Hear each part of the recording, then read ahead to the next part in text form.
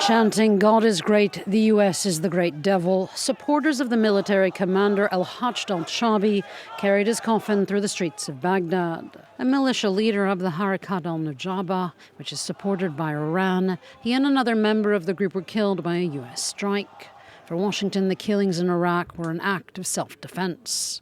This was a necessary and proportionate action against this particular individual who was personally involved in the planning and execution of attacks against American personnel. The U.S. always maintains the inherent right of self-defense if our forces are threatened. The United States says that since mid-October and the Israel-Hamas war, the American military based in Iraq and Syria have come under fire at least 100 times, namely from rocket and one-way drone attacks. The U.S. and allies of Israel are also being targeted by other Iran-backed militia in the region.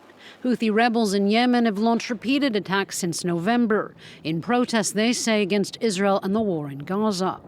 On Thursday, a Houthi boat loaded with explosives detonated in the Red Sea, and scores of other Houthi missiles and drones provided by Iran have been shot down by U.S. forces.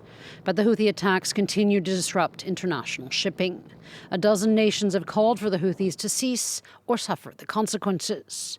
The strikes, and those by militia in Syria and Iraq, have reinforced questions about Iran's intentions, or whether it's attempting to expand the Israel-Gaza conflict across the region.